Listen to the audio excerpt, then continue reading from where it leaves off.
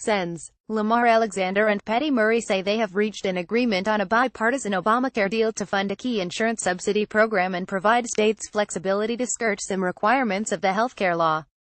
There is no assurance that the agreement will get to the Senate floor, however. Republicans on Tuesday were lukewarm about the prospect of resuming debate over whether to try to prop up Obamacare after multiple failed GOP attempts to repeal the law. Story continued below. The deal would include funding through 2019 for Obamacare's cost-sharing program, which President Donald Trump cut last week. It would allow states to use existing Obamacare waivers to approve insurance plans with comparable affordability to Obamacare plans, Alexander said. But it would notably not allow states to deduct the law's minimum requirements for what a health insurance plan must cover. Sen. Murray and I have an agreement, Alexander said. We're going to round up co-sponsors as best we can. Alexander said he and Murray would then hand the legislative language off to Senate Majority Leader Mitch McConnell and Minority Leader Chuck Schumer to determine how and whether to bring it to the Senate floor. The chamber has a full legislative calendar for the next few weeks, including a defense authorization bill, a GOP budget, and tax reform. McConnell on Tuesday declined to say when a bill may come to the floor.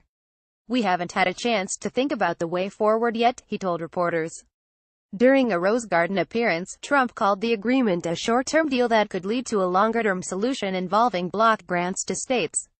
By signing up, you agree to receive email newsletters or alerts from Politico. You can unsubscribe at any time. Lamar has been working very, very hard with the Democratic, his colleagues on the other side, Trump said. And they're coming up and they're fairly close to a short-term solution. The solution will be for about a year or 2 years. And it'll get us over this intermediate hump. Trump later appeared to proactively blame Democrats for coming hikes in Obamacare coverage costs. Any increase in Obamacare premiums is the fault of the Democrats for giving us a product that never had a chance of working, Trump tweeted.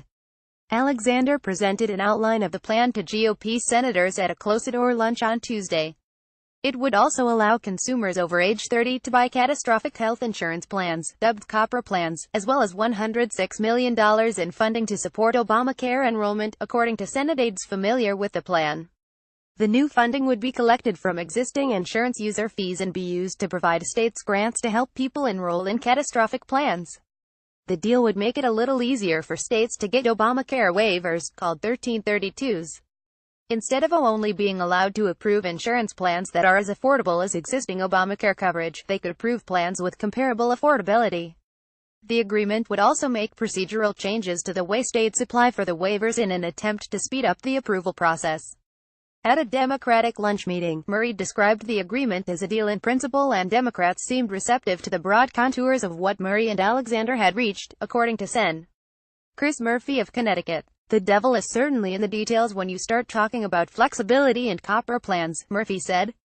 We think it's a good solution and it got broad support when Patty and I talked about it with the caucus, Schumer told reporters. We've achieved stability if this agreement becomes law. The outline is something I think will attract a good number of votes for people who want to see a near-term solution that ensures stability in the markets and enables and sets up a debate down the road. Maybe it's Graham Cassidy or something else that is a more comprehensive solution to repealing and replacing Obamacare, Sen. John Thune R.S.D. said, alluding to the GOP's most recent repeal bill. I think there's a good amount of interest right now, at least in making sure we maintain stability in the marketplace, give the states more flexibility, which my understanding of his legislation is that it does, and well, see as we have an opportunity to review it where our members come down. Sen. John Cornyn R. Texas shrugged off the prospect of quick action on an Obamacare bill, saying the deal has just been announced. In the House, Republican Study Chairman Mark Walker of North Carolina quickly bashed the idea. The GOP should focus on repealing and replacing Obamacare, not trying to save it, Walker said in a tweet. This bailout is unacceptable. Several Republican senators said they were waiting to see legislative text. Most of the members of the conference are finding out about the details for the first time.